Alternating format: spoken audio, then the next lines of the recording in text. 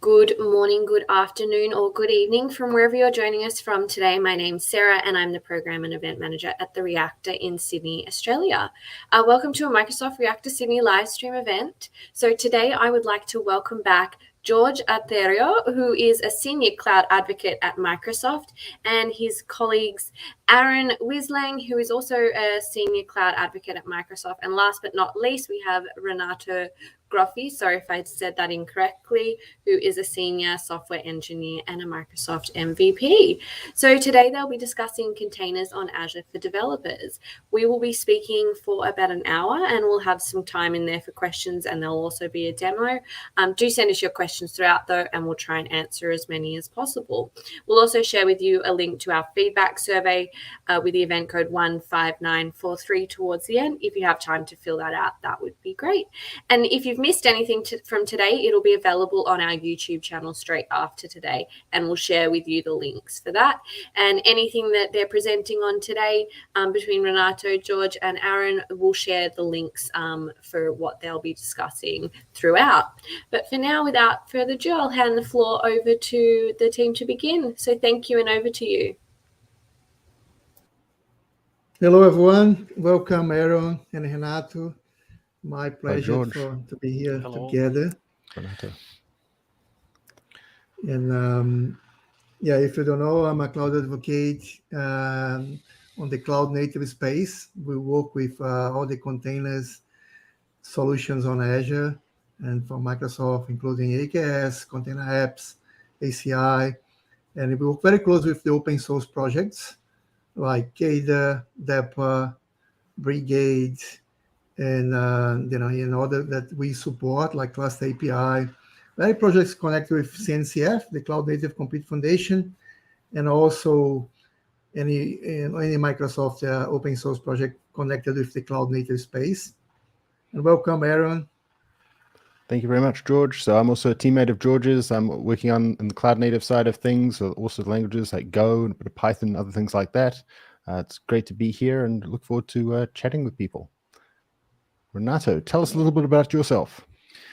Well, it's an honor for me to be in this live. Many times I'm streaming content in Brazilian Portuguese, so it's a new experience for me to share my experience in English. I hope that you can understand what I'm saying. I'm a software developer. I work with .NET since 2005 and with Azure since 2010. So I have some experience with these platforms, and since 2016 I'm working with containers too, and it's a topic that I like to study, to search new things, and for me it will be a pleasure to share my knowledge, and also understand and learn more about what you and George are doing in Microsoft too. Fantastic. I'll ask you one brief question. What first started you with containers? Was there a particular project? Was there something that got you going, and from the previous development work in the container ecosystem? Well, the first time that I used containers with .NET, I think it was in 2016, and it was a proof of concept in the beginning.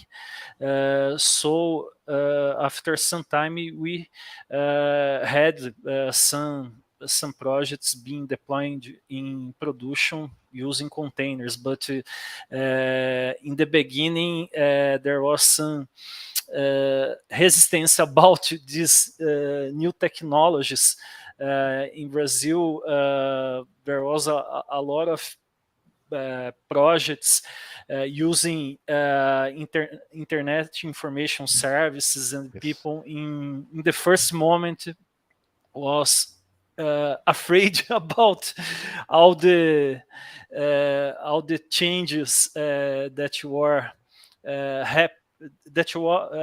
were happening with the .NET platform and the Azure.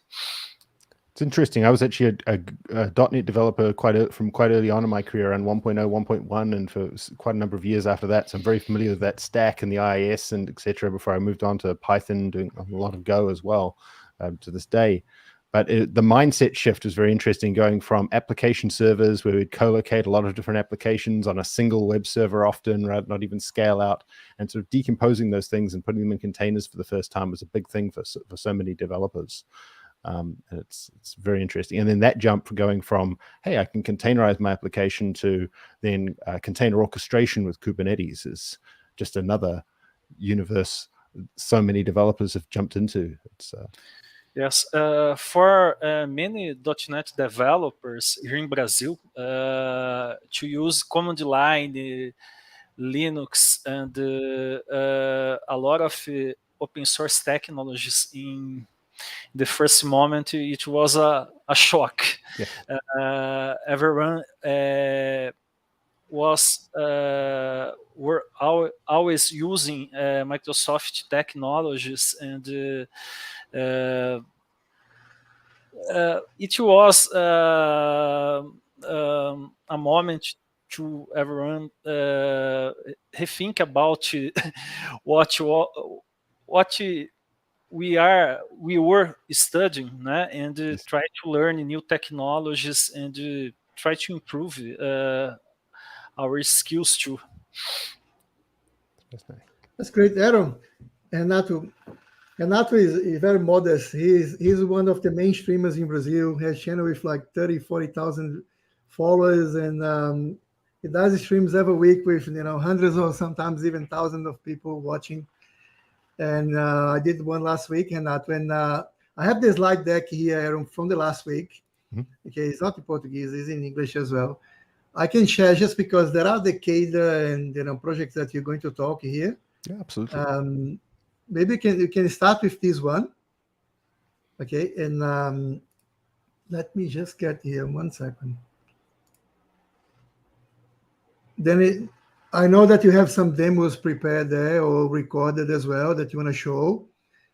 Absolutely. I think it'd be nice to see, because the idea of the similar presentation I talked with Renato in Portuguese last week was how we going from the last 5 years where we started doing that. There are a lot of people that never really got involved with containers, and how we can get those people on board and understand how which technology we are using. And let me just get this. And if you haven't jumped into containers yet, it's become quite a lot easier in the past few years.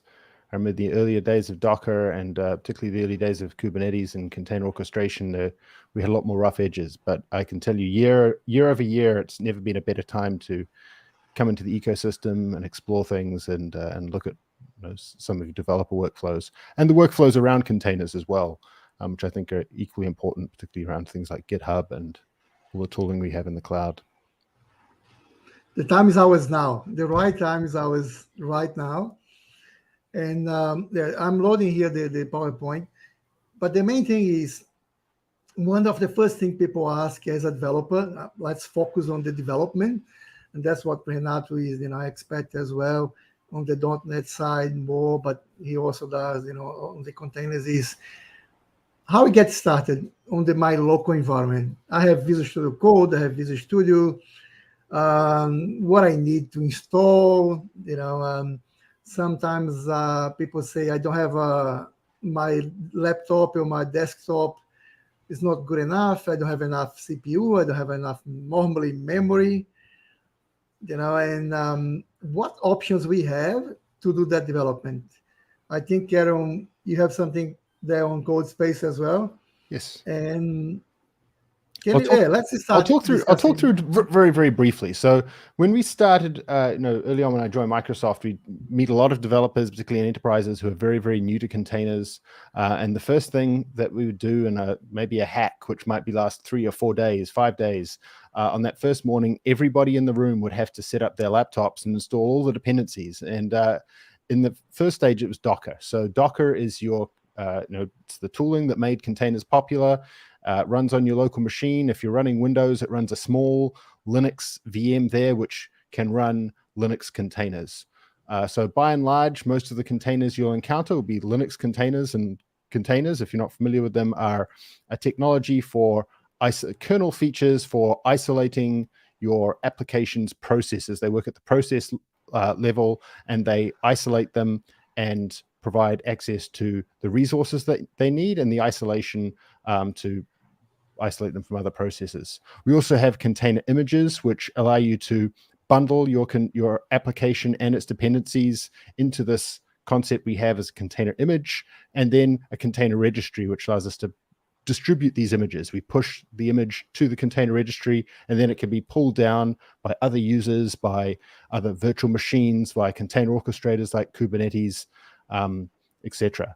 So we'd start off and everybody would go to install these things, and people would try and they'd say, oh, my machine doesn't run virtual machines. So half the company has to lock down, VM and that kind of thing, and that they'd spend time installing all of that kind of stuff. Now, these days we have options. So we can install Docker locally on our machine. It's become very, very popular. Most IT departments know what Docker is and will gladly let you use it for your developer purposes. But we also have the ability to do this kind of thing in the cloud. So with Visual Studio Code, we also have a cloud version of that running inside of GitHub called GitHub Codespaces. And that brings Visual Studio Code inside of your browser on a virtual machine, which is running in the cloud on demand. And it also lets you run Docker. So you can have a full terminal there running on a Linux VM, lets you work with all of the dependencies and other things you might need, and it pins it to a particular repository. So you can basically show up to a specific GitHub repository, open up this thing called a GitHub Codespace, you get full Visual Studio in your browser, and you get a terminal, and everything you need to run containers is right there. So you don't even need a local developer setup either. So that there's various powerful options like that. All of this is available across Mac, Windows, and Linux. And then we also have different workflows depending on whether you're working locally, you're the developer, you're hacking or building your application into a container versus whether you're you're working with CI/CD platforms such as GitHub Actions or something like that. All of these things can build the container for you. Even container registries, such as Azure Container Registry, can build the container for you. So for many workflows, the requirement for even local dependencies on Docker has kind of gone away. And we'll look at some of those things down the road as well. Yeah, I just put like the slide that I was using last week, and sorry, don't have real names here, but the whole idea of that presentation was explaining what CNCF is, because on the cloud native space, CNCF is the foundation where Kubernetes is the main project, let's say, and have all the ecosystem around containers, microservices, any product that is considered like a cloud native product. And Aaron and I work a lot on those kind of projects. I'm not sure if Renato got involved yet on any of the CNCF projects. And the main projects for us at the moment are like KEDA, DAPR, and Brigade. That's our normally projects that Microsoft get involved. There is OSM, Open Service Mesh as well. And Kubernetes itself, all the ecosystem there. But the idea is if you can understand, how we can leverage those products or those projects on our, projects, on our solutions, is one very important thing for the developers.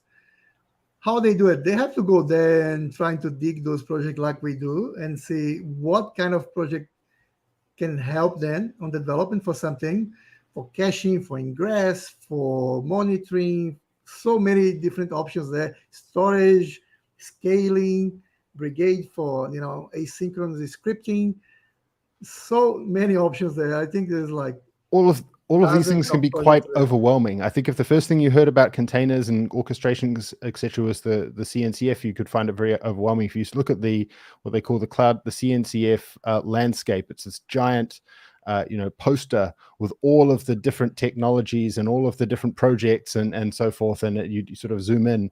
It's quite an eye chart. And for everything, what we learn about this community in particular is that everything is very composable. So if you're used to, say, a traditional Microsoft stack, traditionally it's been fairly prescriptive. You have, the Visual Studio, you have the web application platform, you have the framework, you have all of these different things. But when you come into this very open landscape, you get to choose. You have a container orchestrator, but then you have your monitoring systems, such as Prometheus, which is the second project inside of the CNCF, but then you go to other networking. Every part of the stack, you can choose something that suits your particular need, or has the particular trade-offs that you're looking for. So in that sense, it can be quite overwhelming, and it's very hard to just go out there and say, well, just use this and then this, and this is my favorite project over here. So what I like to do is draw it back to individual developer workflows. So if you're from an app owner's perspective, so if you're sitting there and you have an app, maybe it's in .NET or it's in Python or it's in Go, where would you start? Yeah, I like that definition there. That's why I think, CNCF here, coming from CNCF, I was, CNCF.io, and many people, what's cloud native? It runs on a public cloud, is a cloud native. Not really, it's not that, and then you have to understand. And many people see that different. There is a lot of misunderstanding about the concept of cloud native. Here in Brazil, many people think that, we are on the cloud, so we have cloud native in our projects. If you use some specific technology from some vendor, not always you are using some cloud native technology. And I think also when people hear cloud native, what they hear by default is containers. And that's not necessarily the main importer of the thing here at all. It's the entire approach, the techniques, the loosely coupled systems, resilient, manageable, observable, all of these things that we didn't have in, at least in standardized forms for sure. 12 factors. Declarative APIs in particular. I think a lot of things inside the cloud native ecosystem are pinned to this idea of the API platform that, say, Kubernetes has brought along and enabled and unlocks all of the the openness around that. Yeah, I see cloud native as I'm developing an application that I care about scaling. I care where I'm sharing my state.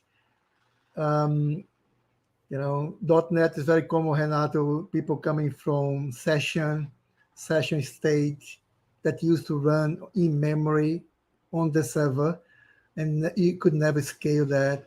And in .NET, you could scale for like something like Redis cache, the session, like old .NET, that's still in production.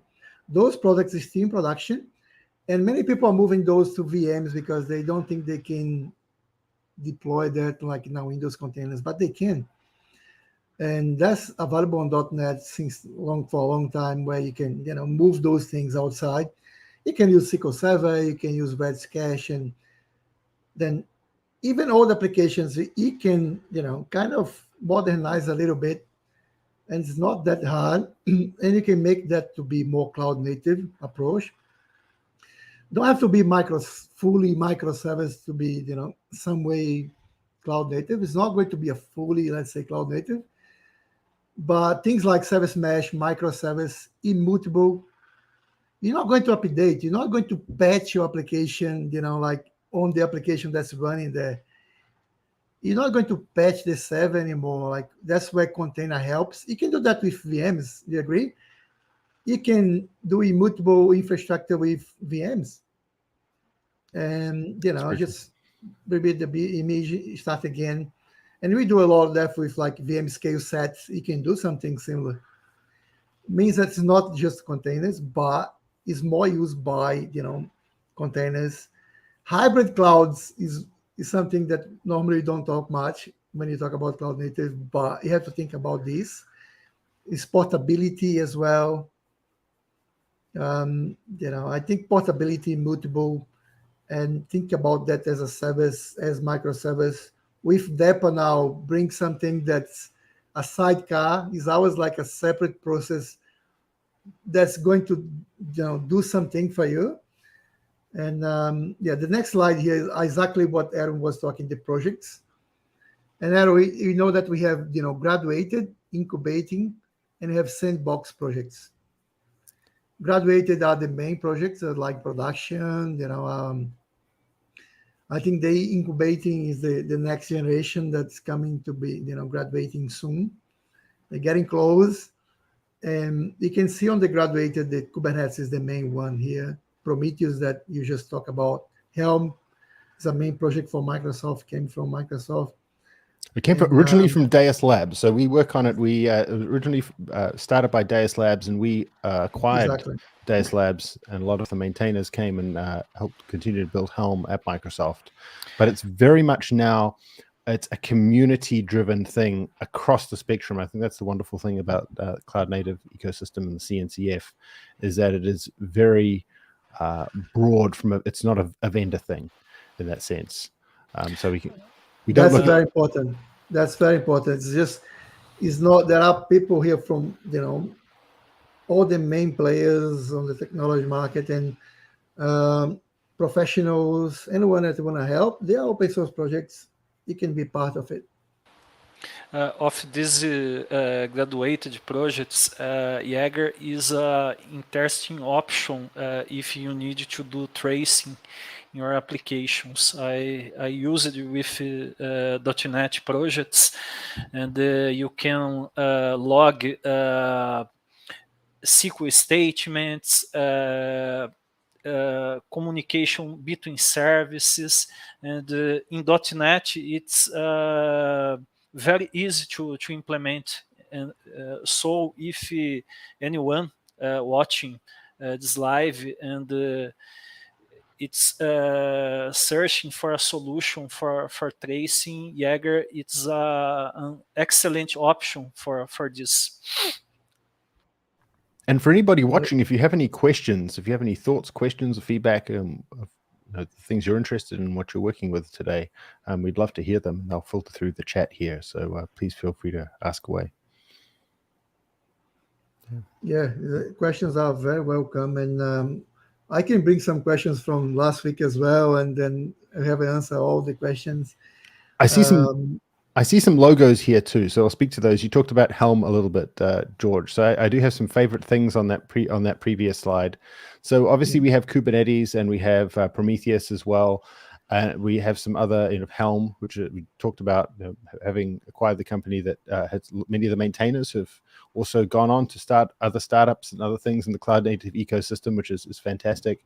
But we have two particular projects here that we initiated at Microsoft, but are very much vendor neutral and broad-based community-first projects. And these are KEDA, which is the Kubernetes event-driven autoscaler. And this brings some fun functionality to Kubernetes. So Kubernetes has the ability to scale workloads via its internal autoscaling capabilities, the horizontal pod autoscaler, but this brings event-driven autoscaling to Kubernetes so that you have all of these different event sources. They could be queues, they could be streams, they could be events of all different kinds, and even custom events that you can create. And you want to be able to scale this out on a Kubernetes cluster with arbitrary containers that you've created, etc. And all of these event sources here, and I think there's, I've just got a ballpark and says about 30. I know that will be wrong, but it's about that. And they can drive auto-scaling capability inside of your Kubernetes cluster. And this is both managed services, such as there's managed services in Azure for queues and streams and all that kind of thing. And across all the major public clouds, all of these have all of these scalers. And then there's also many, many open source projects as well. So if you look at things like RabbitMQ or databases or Redis, you don't have to pick a particular vendor or anything like that.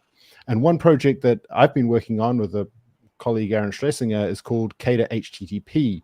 And this is inside the CNCF project, which brings the ability to auto-scale containers inside of Kubernetes for HTTP applications. So this might be a web API, might be in a website or in any kind of HTTP endpoint. And it will scale according to the traffic, according to the number of requests that are coming in. And it's built on top of KEDA, which has this control loop to be able to scale out the workloads.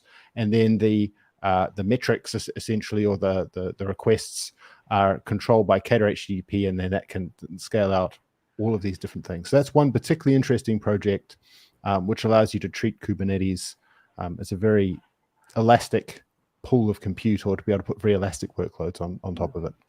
And Aaron, that KEDA HTTP is already available on Azure Container Apps. So KEDA HTTP, so we have KEDA is actually part of Azure Container Apps, particularly for the background processing capabilities. KEDA can so we have a managed container service for serverless containers inside of Kubernetes, inside of Azure, which is built atop these open source projects. So it is built atop of Kubernetes. It's built on top of the ingress called Envoy, which is a very popular ingress platform. And we use our own open source projects such as KEDA for scaling, particularly for background processes and these kind of event-driven workloads. And we also use another project, which was on the previous slide, called DAPR, which is the distributed application runtime, which makes it easier for you to build distributed applications with things like remote service invocation, the ability to work with many different types of state stores with a unified API, the ability to do things like publish and subscribe, and also things like tracing and observability that Renato just mentioned. There are many different pluggable backends, and you don't have to care about what the implementation is on the backend. You don't have to care about whether you're getting your, let's say in this case, your pub sub from your managed cloud service inside of Azure, or from something on another cloud, or from an open source thing which is right there inside your cluster. It uses these building blocks to be able to address all of this in a cloud and vendor agnostic way. And you see here an example of secrets management and state management. All of these are behind a single consistent API. And it also brings another concept, which is the sidecar. So whether you're running this inside of Azure Container Apps or you're running it inside of Azure Kubernetes Service, DAPR just sits next to your application as another container inside of what we call a pod inside of Kubernetes. And it's just a service which is right there that can be accessible.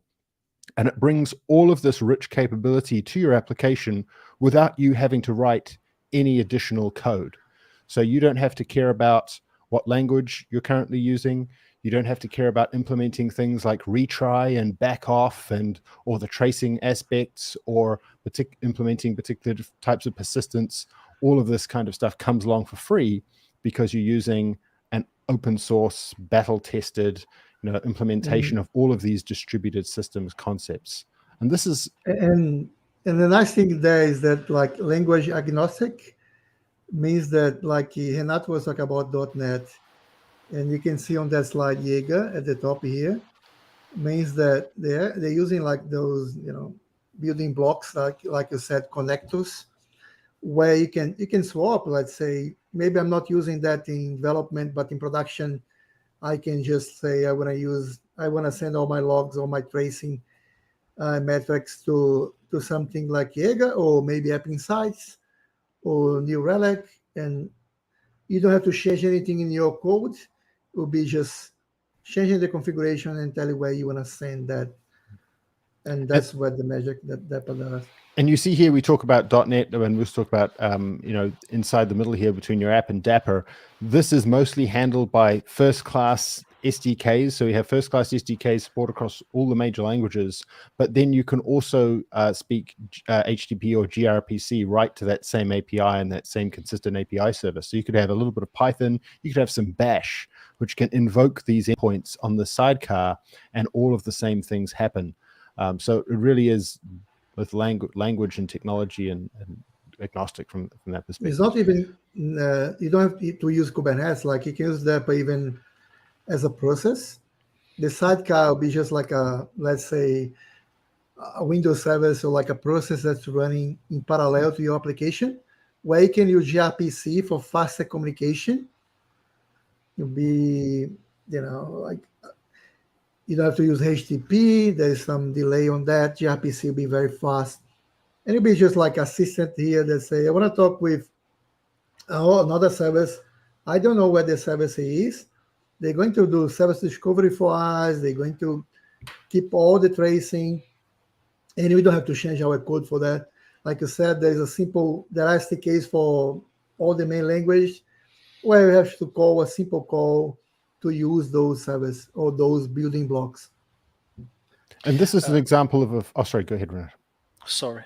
I think a big advantage of the solution proposed by DAPR is the use of OpenTelemetry. You can integrate with Jaeger application sites, New Relic, Zipkin, and even out of DAPR, if you have an application created with .NET, Java, Node, you can use the libraries of OpenTelemetry to integrate with these solutions. DAPR integrates with OpenTelemetry, but if you are not using DAPR, you can also use OpenTelemetry to implement observability in your projects. And about sidecar, if you are going to implement this in Kubernetes, you need to create another application and think about all the process of communication to inform if your main application is healthy or not. And DAPR delivers this without a lot of complexities. It's my opinion. Yeah, it's all about the development life cycle. It can be shorter. You can save resource because there's a lot of things on DAPR that you don't have to implement yourself. Like Aaron was saying, hit rise. We never did like hit rise on HTTP calls. If you call like a microservice and that microservice is offline, what happens if you do like a synchronous or something? If you do asynchronous, you still don't have the retries, and DAPR can give you that out of the box without you spending any time on that. Authentication as well, you can see JWT tokens. Okay, it's a lot of things that are inside there that I think we recommend you to have a look. And that's just going to grow on our platforms. And DAPR now is fully integrated with container apps. Means that you can have KEDA for scaling your container apps. And let's go for container apps a little bit, because I think that's something we want to discuss for the developers. And many people ask, what Azure service should I start using for containers? We have app service, Azure Container Instance. Now we have Azure Container Apps. You have Azure Kubernetes Service. Pretty much that. When you say app service for containers, that's very specific. We can say, Aaron, at least I can say that, that I think today Azure Container Apps is still in public preview, but it's safe to say that's the best option for development. Not for production yet, but if you want to use it with containers, probably will be the easier way for you to get started. There's a lot of features come, now in April, in early May, that will be more feature complete, for development. Then now will be the recommended way, and it'll be like serverless. You don't have to care about the whole AKS to get started. And you can use, like you say, Envoy proxy for ingressing. You can use KEDA for scaling, DAPR for microservice. And you have all that integration to do, traffic split like you have on app service with slots, deployment slots. But you can do like things like blue-green deployments. We can also have this integration with secrets. There are custom domain certificates all coming as well very soon. How do you see that, Aaron, for the developers that, how they can use that to get started? So I think this is interesting because early on we were talking about the CNCF and the cloud native ecosystem and Kubernetes, and then how people get into these things. And I think we've sort of thrown people in the deep end there and say we've got this huge ecosystem where you can buy into anything, everything's composable, and all of these things that might be a bit overwhelming, etc. But put simply, from a developer perspective, container apps give you a serverless container experience, and all of these things that we've talked about, such as the open source projects, which you can go and consume yourself, such as Kubernetes event-driven auto scaling and DAPR and metrics and all of these other pieces. You get these for free when you use a managed platform, such as Azure Container Apps, which is implementation of serverless containers, and you don't have to think about it. You don't have to care about it. You don't have to maintain it or install it or configure it. You get all of that sort of free. And it is the fastest way of saying, I have a container, run it for me. I don't care how, it's a web app, or it could be a background job or something like that. It's designed to take away all of the concerns around, I have a cluster, or I need to think about machines or sizes or anything like that. All of those things give you a tremendous amount of power, and they're very important in their place.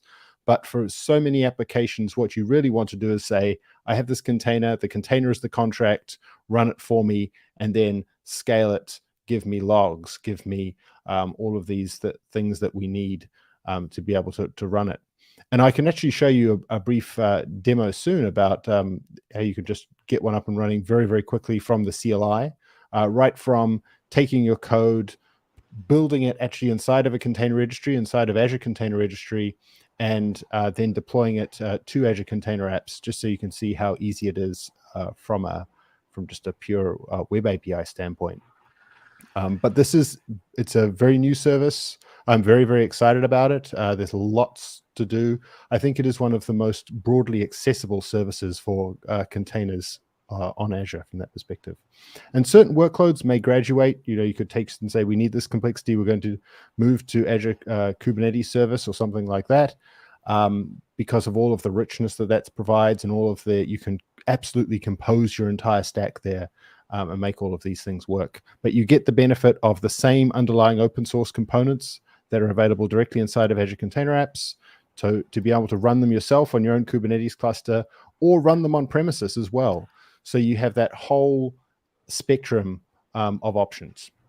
But one of the options I think would be valuable to talk about, say, I'm a developer, I have some code, I need to get it to the cloud, and I need to get it running as a container, because I think that's what many people sort of care about in the initial instance, because you're building an app and you want to take it to the cloud.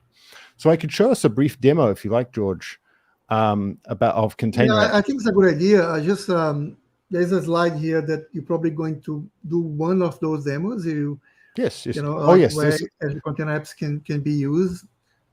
And this is a very good point. Processing, or more like a microservice that you're going to do it? So this is a very interesting point here, because when we think about these applications, you could be presenting something that speaks HTTP to the cloud, which is designed to be consumed, like an API or a full-on website, a Django, Python app, or something like that. But Container Apps also supports things like background processing and the ability to do things on event-driven according to queues, like we were talking about Kubernetes event-driven autoscaler, and these things. They don't have to be HTTP applications. And the microservices capability, or the service-to-service communication, is unlocked and enhanced by things like DAPR, etc. But you can sort of scale into that capability wherever you want. So what we'll show off right now is just an absolute straightforward Python application. It's using Fast API and PyPy. It's an application that a teammate of mine, Anthony Shaw, built on the Python team, and just was containerized and able to be built. So it's coming straight out of his sample repo. All he has is his code, a Docker file, and we have the Azure CLI installed. And we're going to take you along that very, very quickly in just a few minutes to be able to run that and see it running up in Container Apps. So I think if we could share my screen here, I have the one with the black screen. I don't know if I can. Try to share your screen. So it's not that one. Let's see if it's the other. It's the one with the black screen here. Don't know if we can see it. That's the one there. Excellent. So this is the this is Visual Studio Code. This is actually one of my favorite tools here. Inside of it's called the Terminal Inside Editor Area. So you can create a terminal. This is on my Mac, which is running inside of the editor area, and you can run all your commands in here. But that's just how I'm using it at the moment. So it's a thing here. So we can see here that we've got a Python application at TonyBaloney/Ants Azure Demos, and I'm going to pull out some code from that. And we'll see I'm just cloning it down. One thing I will mention is you can go through this sort of lab walkthrough at aka.ms/oss-labs, drill down into Cloud Native, and you'll see this same walkthrough, and you'll see all the steps if you want to just go through this end to end. And it's also got links to the quick starts inside of the Microsoft Docs, which is what all of these things are based on. You can go through and you can get more context and do it. So what we're looking here is at Container Apps and also Azure Container Registry. So if we go through here, we're going to hop into the subfolder called PyPy Fast API Container Instances, and we're going to set some environment variables. Now these are bash environment variables. You see we've got a resource group, which is a grouping of resources inside of Azure, which we deploy into. We have a location where we're going to deploy our application. In this case, it's be Canada Central up here in Toronto, where I'm streaming from. And we have a Container Apps environment. And this is a collection of container apps. It's an environment where you can deploy individual container apps, and it's in this particular region in Canada Central. I have a couple of other things here. Subscription ID, we're just grabbing a subscription ID, and we're generating a little random string here so that we can give our Azure Container Registry, our ACR here, a globally unique name, and that's just because this is available on the public internet anywhere. And we're also defining a Azure Container Registry name for our image, and we're just calling this PyPy Fast API Latest. So we're going to reuse this throughout the demo. So if we go here, we can see that we're going to create a resource group. So create a resource group inside of Azure. Probably familiar. If you're familiar with Azure, you've probably created one by now. And then we're creating an Azure Container Registry. And in this case, you can see that we have the name. We give a SKU. This is a basic Azure Container Registry, so it's quite cost effective. And we're also enabling the admin capabilities so that we have the username and the password that can be used to access the container registry later on. And next we have this AZACR build command. Now this is quite important because it unlocks us from having to use Docker locally on our machine.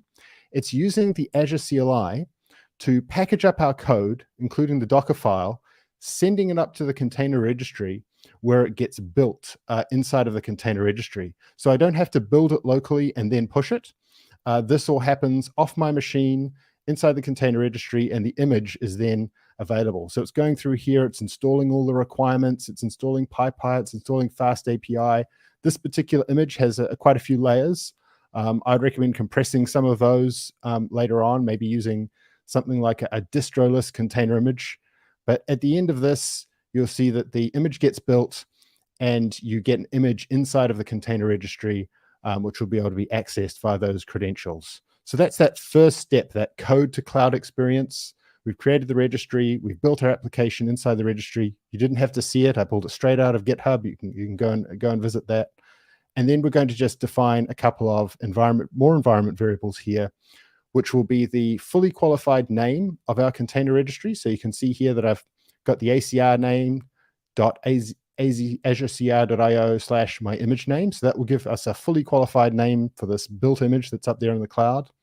And then we're going to grab the name of the registry. We're going to the registry server to log in, and some credentials, a username, which also happens to be the name of the Azure Container Registry, and the password, which you return from this AZACR credential show command. So it extracts the password, stores an environment variable, and you can see what the fully qualified name of the image looks like here. So once you've got your image, this is one of the fastest ways of getting it up and running in the cloud with Azure Container Apps. So we have this thing in the Azure CLI called an extension, called the Container App extension, that brings the capability for the AZ Container App commands that we're going to want to run. And these will make their way into the core extension as it comes into public preview. So now we have this AZ Container App environment create command. We're using the name of the environment. We're creating up in Toronto here. It's also creating something called an Azure Log Analytics workspace. Some of you may be familiar with. And this is where all your application logs, etc., will be streamed from all of the different containers that are running on the platform. And this is takes maybe a couple of minutes or so to spin up. But once you've done this once, you don't have to do it again. Every container app that you create will be created in this same environment. And this is the logical grouping of your applications. If they need to be in a particular region, if they're for a particular purpose, you can think of these environments as your isolation boundary for your applications. And one thing I'll mention is this is completely serverless. So this is a serverless platform which is billed by the duration that your container is running in per request as well. So it has a serverless billing model. It's not a compute, per hour VM billing model or per minute or down to the second billing model for VMs. It is a fully serverless. You pay only for the time that your actual container is running or working or receiving requests. So it's very scalable in that regard. So you can see that we've created an environment. And then this is the command that creates your container. AZ Container App create. We've got the name of the container, the resource group, the environment, the image, some credentials to log into our private container registry, because Azure Container Registry is private. If it was a public one, it would just pull down. And we've just created one with a 1 gigabyte of RAM, half a core, and we have the endpoint here. So we could echo out our endpoint, which is mycontainerapp.kindtree, this generated thing for us, Canada Central, that's our environment. And this is what we call a revision. So baked into this platform, we have the ability to have multiple revisions of your application. When you roll out a new version, that's another revision. If you want to be able to split traffic between multiple instances of versions of your application, maybe you want to do some A/B testing or something like that, there's traffic splitting capabilities baked into the platform. But we don't need to worry about any of that right now. We have the URL, and this is just a Python application which we're going to just run curl against. It's got an API endpoint called locations, which has a bunch of different locations for a particular thing that it's a database that it's populated, and you can see it up and running. So that was basically how quick it was to get one of these things up and running. We'll echo that out again, open it up in a browser. You can see that's not found, so we're going to go and add the locations endpoint over here. And you can see that in the browser. And we'll hop over to the Azure portal just a second and just see the resources that are being created. But that is how fast it can be to get a single container up and running in the cloud on a serverless container platform with Azure Container Apps. And you can see here that we have the different things. We have the container app itself inside of Azure. We have the container app environment. We have the container registry we created, and we have the workspace for our log analytics. So all of these things are just there and available to us. Do you have any questions or thoughts, George or Renato?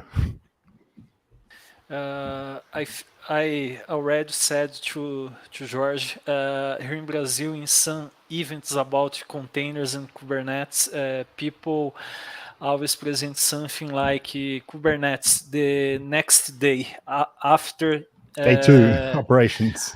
Yes, and I think with container apps you can have a lot of productivity and save a lot of time because you don't need to configure a lot of services in a cluster.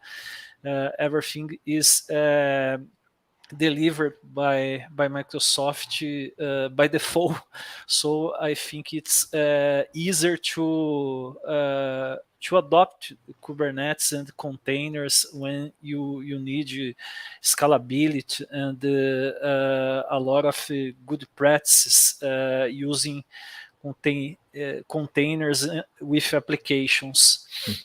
And we led with quite a bit of complexity and richness in the early stages there, so that this is something that a developer can pick up very, very quickly, provided you can provide a Docker file, with your code and your application. You've got just a few commands to actually getting it up and running in that form in the cloud. You don't have to understand all the complexities of Kubernetes, networking, and communications, etc. So it's very powerful from that regard. And the other aspect is there are various ways to get your container images in various places you can run and host them. And so from a workflow, there's the multiple workflows. You can say, I build my image locally and I push it to a container registry. That could be Azure Container Registry, it could be Docker Hub, it could be something like that. But the second most important thing is also having them built into something like a CI/CD pipeline, where such as GitHub Actions, which can build your container for you. You get that automated, Git workflow. You're just thinking about your code. You're no longer thinking about how you get your container image and all of that kind of thing. And then you have multiple container images, one per build or one per release, etc. And you can always roll back. That workflow, I think, brings a lot of benefits to most developers. It's one of the things that they get a tremendous amount of value from upfront before they even think about container orchestration. And if we have time, I have a very brief thing I can show, a similar sample app with the inside of GitHub. Just a minute, Aaron. I would like to share my screen here as well. Yes, please do. Then, because it's like a complement for what you just showed there on Container Apps. If I can share my screen there. Yep. You see, I have like Visual Studio, the full Visual Studio that's on Windows, where I have like a simple, normal like web application, just like a Hello World, like a based web application template, where now, if you download the latest Visual Studio 2022 preview 2.1, that was just released last week, I think, and they give a new option now for you to, if you go back here, when you right-click publish, you have an option for Azure, and inside Azure, you have Azure Container Apps preview for Linux. Like I said, there is no Windows containers on Azure Container Apps, only Linux containers. And now you can publish. I just created one here for you guys to see how that works. And if I go on my Azure portal, you can see the one that I just created. Means that I have an environment, Azure Container Apps environment created. That's what's called Azure Apps. And I published that application from my Visual Studio, and I publish it here. Now, if I go back there and I can finish, how Visual Studio works. They create like a publish, I think, a XML configuration, where I can, like a profile, and I can reuse to publish your application. That's a very familiar workflow. Once you create the application the first time, like say, if you go here and you create on that plus, you can see that you can create another application. They're going to create like a random name here, a unique name. And you can select the container environment or even create a new container environment from here. I have one created already. And you can put a container name. I did that already. And from this one, once you create the first time, they just put like a hello world image. Okay. Just to like a default back screen for your container apps. Means that the application is running. If I go here now and I click on the URL, that's the Hello World application that was deployed when you created, similar to App Service, when you create like an embed page there. Now you have these, and now once you finish the publish configuration, they're going to ask you for the Azure Container Registry. I have one Azure Container Registry where you can save the image that you're creating. Let's finish that. They're going just to create a profile, like you said, that the publish profile. Once that profile is published or is created, you can say publish. When you hit the button publish, I can close that one. Now I can hit the button publish, selecting the new profile that I just created. And what that's going to do, that's going to build the image locally. Then if you don't know, I'm using Docker Desktop. That's one of the two options that I gave. Using Docker Desktop, using Rancher Desktop. And In this case, I'm using, Docker Desktop. And my Visual Studio is using Docker Desktop. It's failing here at the moment. I think I have too many things open, or I just updated to .NET 6 and it's crashing here. But how that works, they're going to build here locally my Docker image using this Docker file. There's a Docker file here. I just updated for .NET 6 and I think it's not working. I have to download the image. But they're going to use this Docker file to build the image, push to the Docker Azure Container Registry, and then the Azure Container Apps is going to just deploy the application, and you're going to see the application deployed on your portal like that. And like you just demonstrate that on the command line, you can have the revisions. I think that's an important thing I want to show is the revision. Yeah, that's a capability. Web service is like slots. Let's compare with the slots. Where you create like new revision. Let's say you have now version 1.1 or version 2, and you want to do like a blue-green deployment. You deploy version 2, you give some traffic, like a canary traffic, like 20%. Then once that version 2 is okay, you can just do the traffic splitting 100% for the new version, and just the old version will be removed. And that's how it can be done. On App Service, you can just swap. This one is even better because you can have multiple versions and even run multiple versions at the same time. If you want to test like even 3 versions at the same time, you can do traffic split for multiple versions. I don't think you can do that on App Service. And also you can manage ingress and all the configuration that you have, including metrics that's integrated with log analytics. And I think there are more features coming, like we said, custom domain, certificates for SSL. At the moment, you can use the domain that we are providing using this long URL here. You can see Azure Container Apps IO. That's the one that you're using. The same thing that you have on App Service, you provide a URL as a HTTPS out of the box, but now you're going to be able to use your custom domain as well very soon. Fantastic. Yeah, it's great. I didn't see a single terminal. So I come from a very Linux-heavy, terminal-driven background, and we have the VS Code, Visual Studio experience, the full Visual Studio experience, which didn't require touching any of those things, and it was very driven and accessible. And then of course we talk about things like GitHub and GitHub Actions as the sort of one of the third ways we can sort of get our container images and deploy them. Container Apps has full support for deploying via GitHub Actions to Container Apps as well. It'll deploy new revisions. There's something in the quick starts and tutorials for that. We helped build some of the quick starts and tutorials. George built the background processing one, helped with the DAPR and others, which you can see links to at aka.ms/oss-labs, including the one we've just gone through now. Do we want to have a brief look at how we can build container images inside of GitHub Container Registry with GitHub Actions?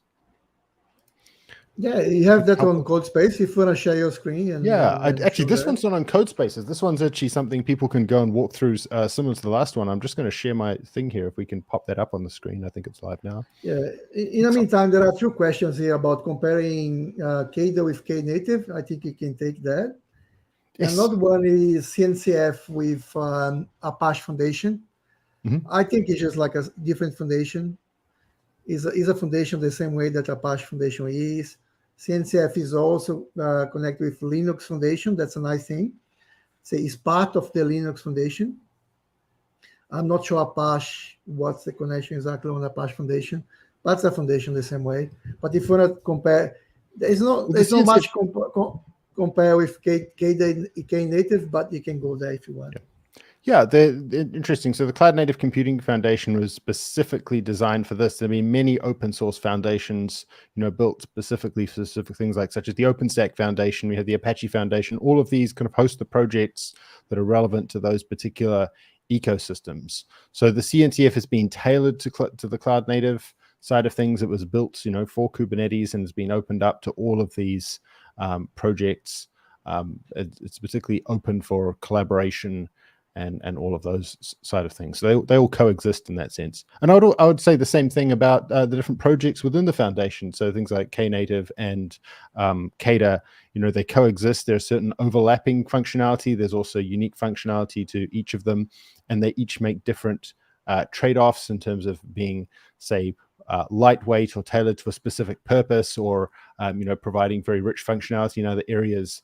And this is the wonderful thing about the whole ecosystem, that you can sort of try and pick and look at the project that best suits your needs from that perspective.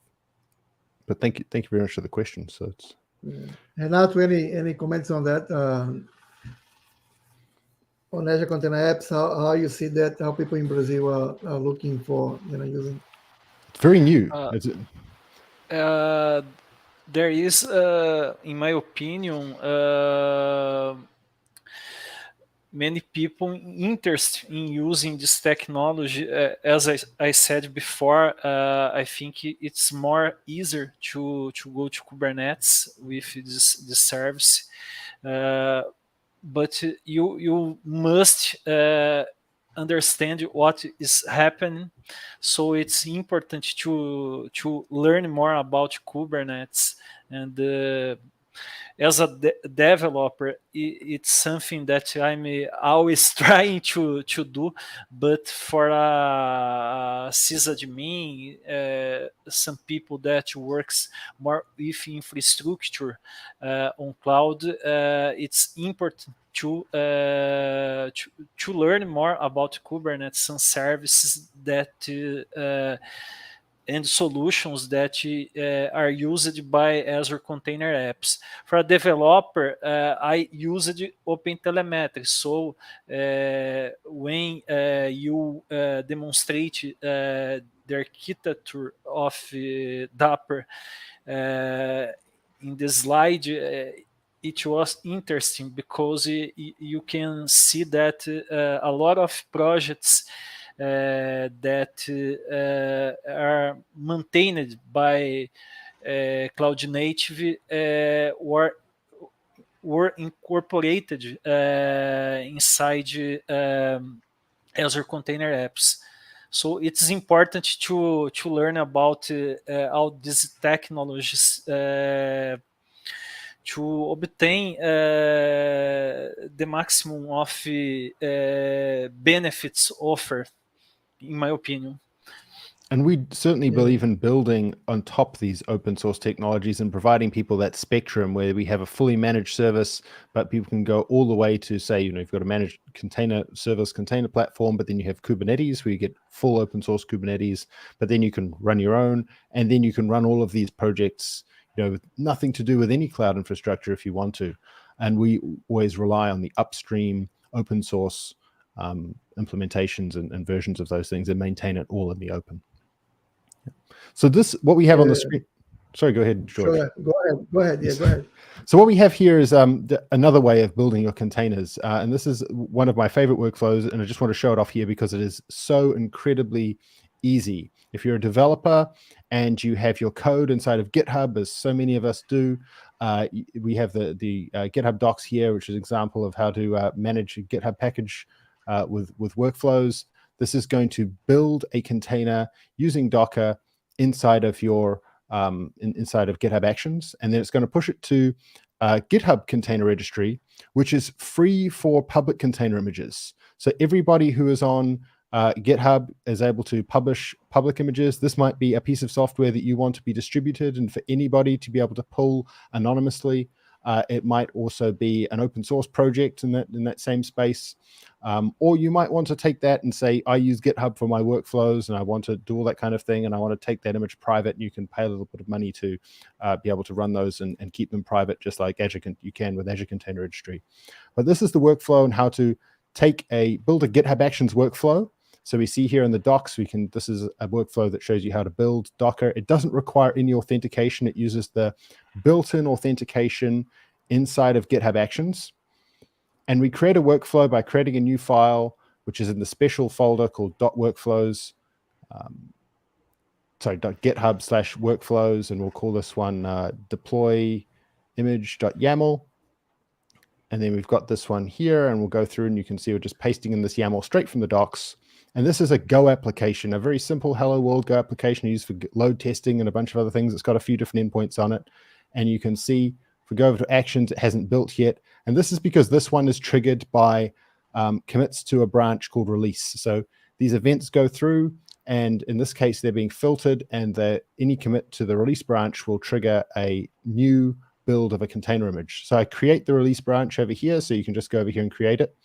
And this is the first time I set this up inside of this repository. So this is me doing it inside of my repository, but then we'll show how you can take my repository with the workflow and then run it and build your own container image using this thing called a template repository, which this one is. So you can go out to this one publicly. You can see the same walkthrough in the aka.ms/oss-lab. So you can do this exact same thing in the exact same time. And you can see that our application is being built here. You can see the build and push image workflows is happening, and it happens really quite fast. You can see the build is happening here, the building the Docker image. This is using something called a distroless container image. So this is a project from Google.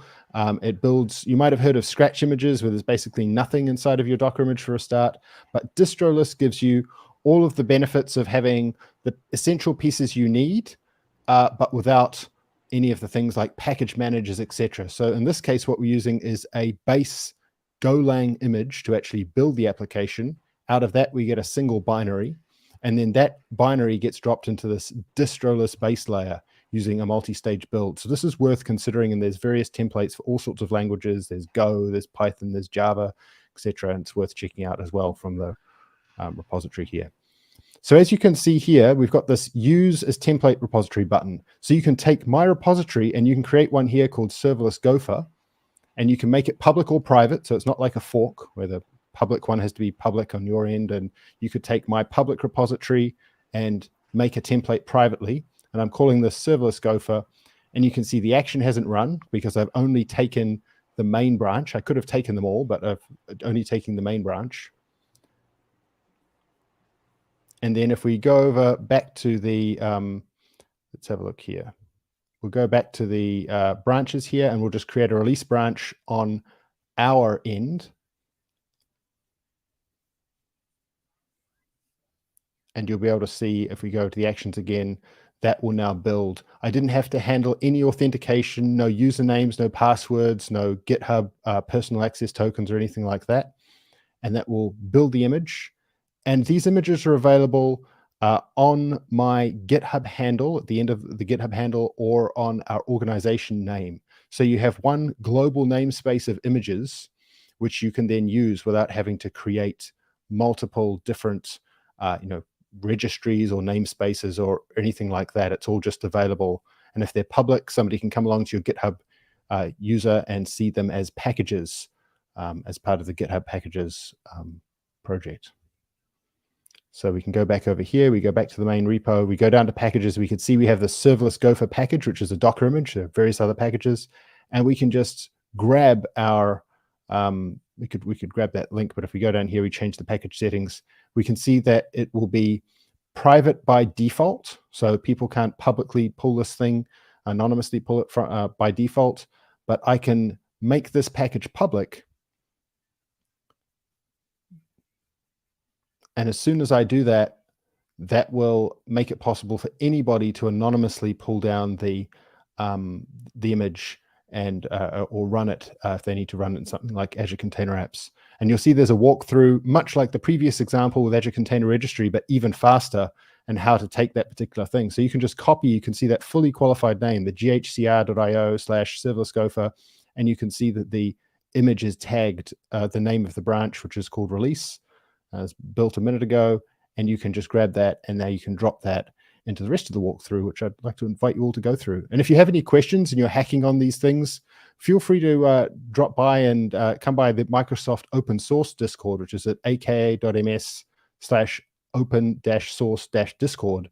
And I'll be gladly happy to help you through any of these things or answer any other questions you might have. We do a lot of sort of hacking and labs and bits and pieces there. Yeah, that's great, Aaron. You can use the same approach for the languages as well with GitHub. Yeah. You can build, you can use the registry as a And this is package. completely language agnostic. All you need is your code in a Docker file, and then suddenly you've got an image which can be used inside of serverless container platforms, inside of Kubernetes. If you do run it authenticated, you can use a token to actually enable your Kubernetes cluster to pull a private image down to the cluster. But this enables you to have both public and private distribution of container images, which is very helpful for a lot of open source projects too. We use that for KEDA and KEDA HTTP in particular. And we're going to have, just got some, roadmap for container apps. It's public, even Jeff Holland, if someone following Jeff Holland is the main stakeholder of the project. People know Jeff from the Azure Functions project. People in Australia, Jeff came here many times. And he just published on Twitter some roadmap, things like the tooling for Visual Studio Code. I just show here the Visual Studio Code extension is coming soon. Custom domain certificates, managed identity. A lot of people asking managed identity to connect some things on Azure from your container apps. That will be available as well. There's a new CLI, improvements on CLI, on the documentation that Aaron and I are working close on that. And if you want improvements on documentation, please send feedback for us, Aaron. It'll be amazing. Renato, people from Brazil, you want to feedback on documentation. Probably need some translation of the language as well, but yeah, I count on you for that. Another thing is important for debugging for the developers is the streaming log. Going to be able to see the logging and even connect on the containers to see what's going on. Similar to, I think you have on Azure Container Instance, you have on AKS, you're going to be able to do that on Azure Container Apps as well. I think those are the main, but there's some improvements on VNet connection on Container Apps is available already, but there are some limitations on that for microservices, so that's coming as well. I think that's the right time to to jump in on Container Apps. And if you watch until now or you're watching the recording and say, and AKS, Azure Kubernetes Service is still there. Then he's not going anywhere. He's just growing and growing and growing. And there are so many features, on AKS in the last 6 months. It's very enterprise level, very production ready. It's become almost like a platform as well. It's not fully managed, but the management side on AKS is growing. Means now we have, auto nodes updates. You can even choose the strategy you want for the updates. I think you can schedule the maintenance window that you want to do those upgrades. There are improvements on the image of the nodes that you want to use, configurations on the image. A lot of enterprise level, the private cluster now that you can have completely separate cluster. Another very important for the enterprise is you can have, how you call that, like the host, it'll be like dedicated, like we call in Azure, dedicated host. You can use dedicated hosts on AKS now. And even if you look, Brendan Burns' Twitter, he said, the ARM architecture that was releasing public preview of the VMs for Azure, that's coming from AKS as well. Now you can have Windows nodes, Linux nodes, and ARM. That's amazing.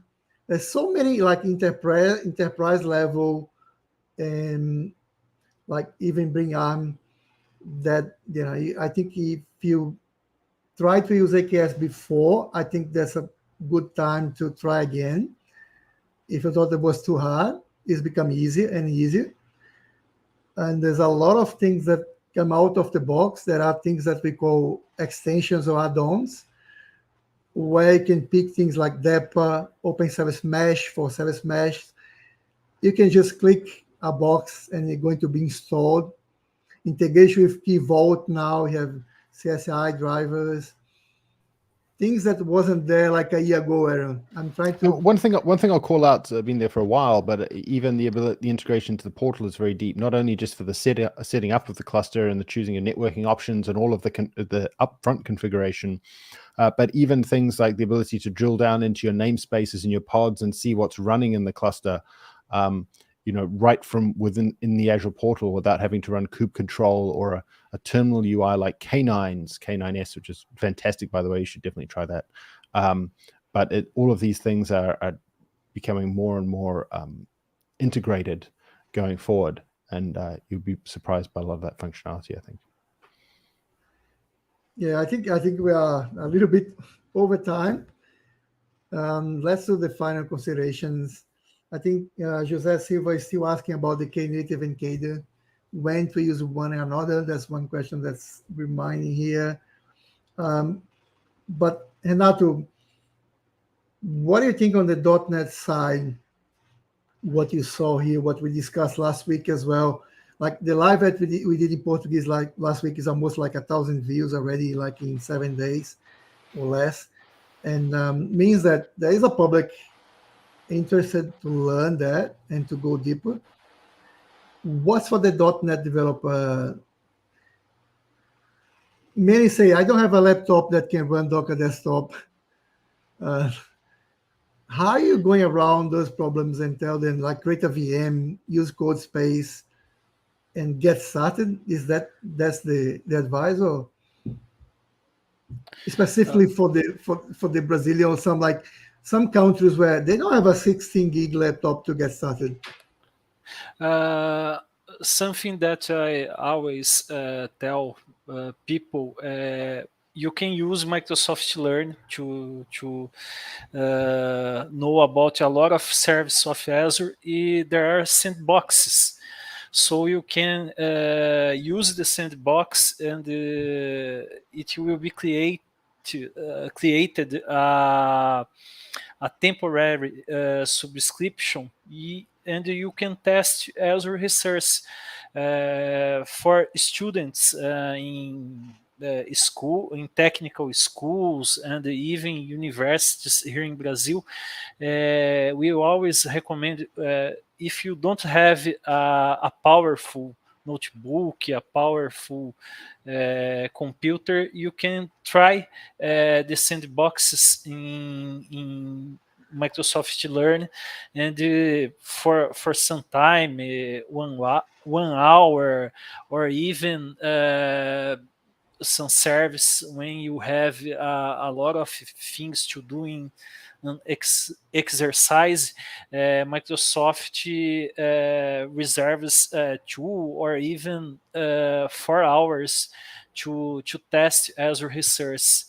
I think it's a good solution when you don't have a good computer to test and use containers.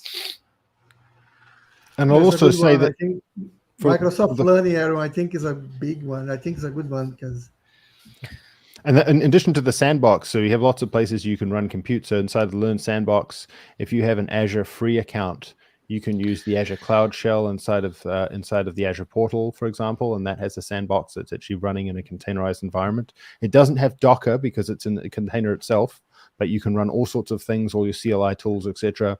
The Azure free accounts also come with a virtual machine. There's a burstable Linux virtual machine and a Windows virtual machine, which a lot of people find useful.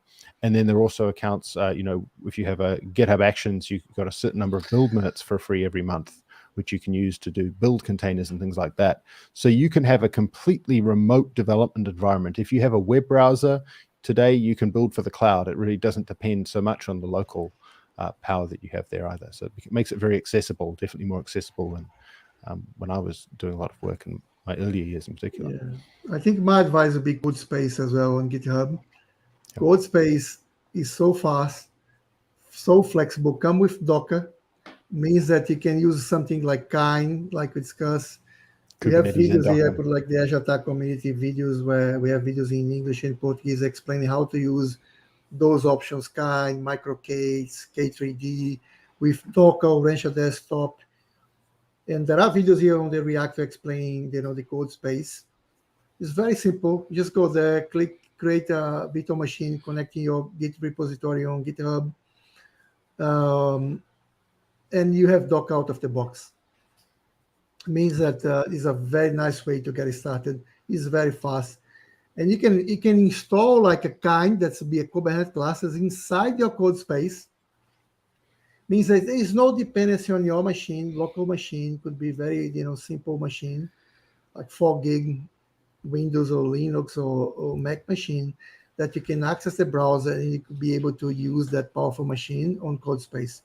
And you can select 2 cores, 4 cores, I think, like some memory, and you pay just for the time that you use.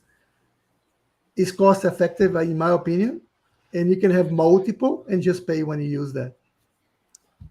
Yeah, I find that's quite powerful if you have projects like, let's say you've got quite a heavy build process, like you've got something in Rust or something like that, where it's got a lot of things to build. Maybe also for bandwidth purposes, maybe you're pulling and pushing images. Particularly if you're on a low bandwidth connection, I often build things on LTE or in mobile or on lower bandwidth connections, where pushing a Docker file up to the cloud is either expensive or it's timely. You could be on a plane. Whereas these things, if it all happens in the cloud, it can be that much more efficient. And you do only pay for the time that thing is running. It still costs compared to some of the other free options, but it really is just for the moments that you're using it, which is beneficial. And another one that I like as well, if you get the free Linux VM that you have on Azure, with the Azure subscription the free subscription, you can open your local Visual Studio code that's light, it's not heavy, and you can connect using SSH, remote SSH. Yep. Means that you connect the Linux VM, and the VS Code will be running inside the Linux VM, but looks like that you're running inside your machine. Mm-hmm. But because VS Code is like a browser-based application that looks like a desktop, everything will be running on the VM, but you're still working on your laptop like a browser. It works the same way, and it's a very nice way as well. You can stop the VM, stop paying for the VM, and you have the same thing. It's very similar to like CodeSpace does, but you can manage the VM if that's the way that you want. Even for companies, startups, you can do the same as well. I have my VM there. I want to manage my VM, but I still using my VS Code to connect there. If you don't want to use any like remote, local containers like with Docker Desktop or Rancher Desktop, that's another option. Means that even like a 4 gig machine probably will be able to do that. And interestingly enough, I like these remote development environments. I even dial in from my iPad. Like I have a shell on my iPad which connects to something in the cloud over a VPN or something like that. If you're in an emergency, if you're on call or something, you could access something, a small command line utility on your phone, on Android or iPhone or something like that. So all of those things are options too.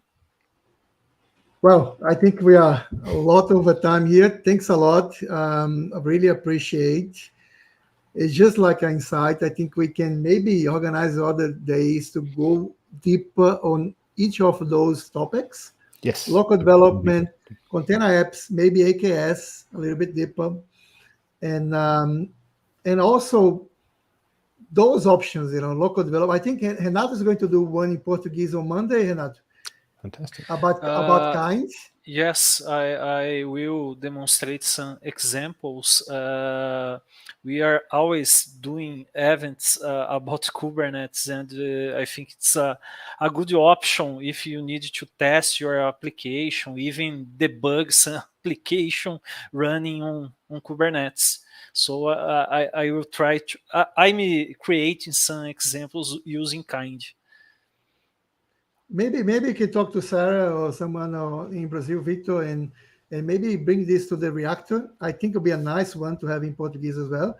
Explain how to use the local kind Kubernetes environment, and maybe you can do another in English here, going deeper on kind. I think kind is one most used on CNCF projects like Brigade, like I'm working with Brigade, and yeah, I think it's a very good one. Just to bring one final layer of inception to you, I happen to know, since GitHub Actions runs Docker, you can run Kubernetes in Docker inside of GitHub Actions to run a testing pipeline against Kubernetes. A couple of GopherCons ago, myself and a colleague built a lab around that.